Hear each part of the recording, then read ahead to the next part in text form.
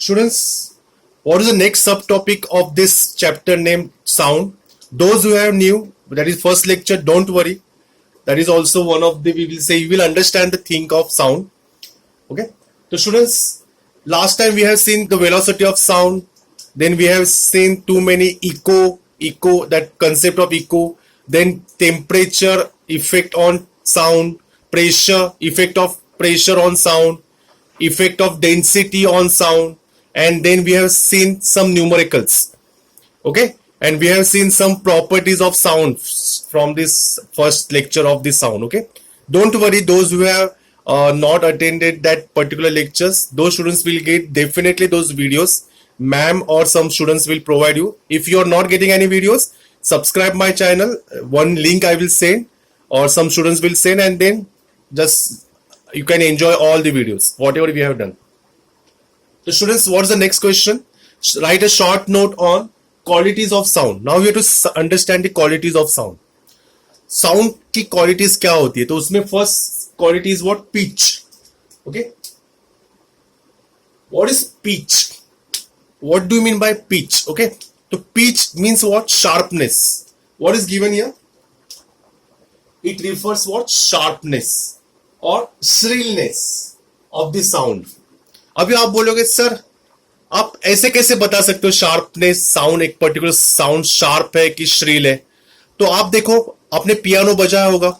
Piano का एक की होता है एकदम नजदीक वाला जो आवाज करता है पी लाइक दिस, एंड एक की होता है जो आवाज करता है पा, मतलब लाइक दिस. ओके, तो एक शार्प होता है जो एकदम नजदीक वाला. बुलबुल आपने कभी बजाया होगा?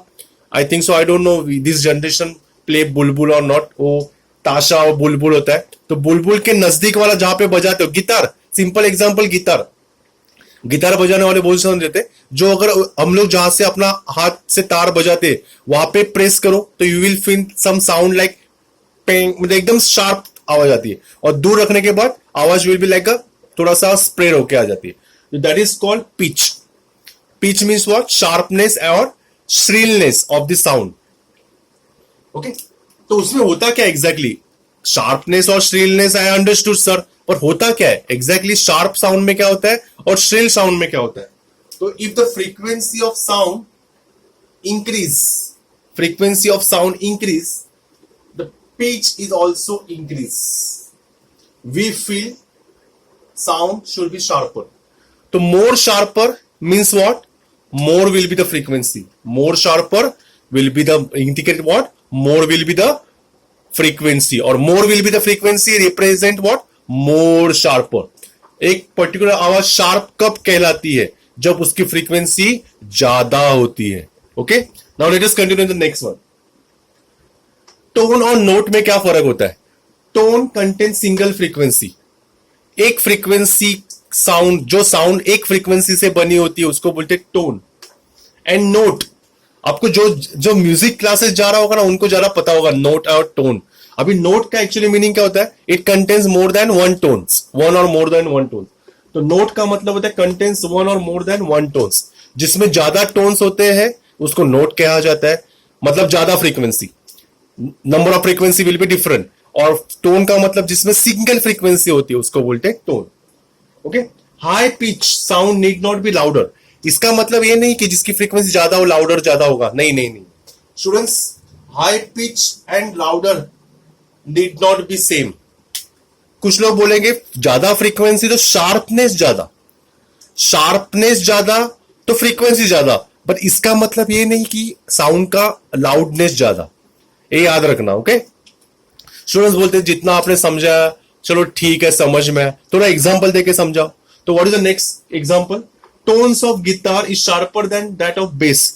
अभी गिटार आप कहां पे बजाते हो? तार पे बजाते हो कि बेस पे बजाते हो? जो लकड़ी का, तो डेफिनेट तार पे बजाओगे. तार पे बजने के बाद आवाज देखो कैसी आती है, और बेस पे बजाने के बाद आवाज देखो कैसी आती है. You will find little beat frequency changes. Sir और एक एग्जांपल, तबला का साउंड देखो, टंग टंग टंग टंग टंग. और देखो डग्गा आपको पता है, dub dub dub dub dub dub dub dub, like अ डमरू टाइप, ऐसा बड़ा सा रहता है वो. डग्गा का आवाज देखो और तबला का आवाज देखो, तभी भी आपको पता चल जाएगा. बहुत सारे स्टूडेंट्स बोलते हैं अरे सर ना हम लोगों ने गिटार बजाई है, ना डग्गा बजाया, ना तबला. एक अच्छा एग्जांपल दो ना. जिसके वजह से हम बात करते। Mitali, what is your name Mitali?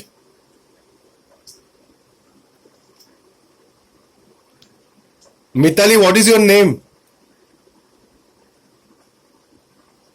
Yes, sir. हाँ, अभी ये मिताली की आवाज थी। Yes sir. Omkar Chaudhary, what is your name?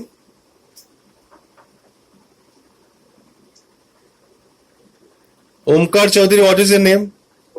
हाँ, अभी ओमकार और मिताली की आवाज में देखो क्या था। इसमें लड़का कौन लड़की कौन कैसे पता चलेगा?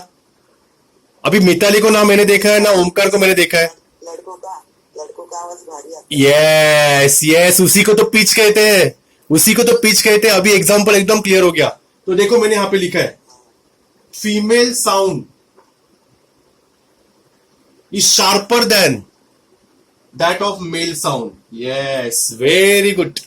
बस यही मुझे एग्जांपल देना था। अभी मिताली ने उसका नाम मिताली रखा है, ओमकार ने ओमकार रखा है, इसलिए हम लोग गर्ल्स और बॉयज में डिफरेंस कर सकते, पर मैंने नाम चेंज कर दिया। मिताली ने रखा ओमकार और ओमकार ने रखा मिताली, और बात किया मिताली ने ओमकार नाम से, तो पता चल जाएगा ये लड़की का आवाज है। और ओमकार में अगर मिताली नाम रखा तो आप पता चल जाएगा ये लड़के का आवाज है।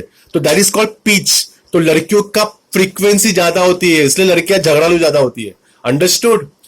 That is hope so you understood. से यस और नो?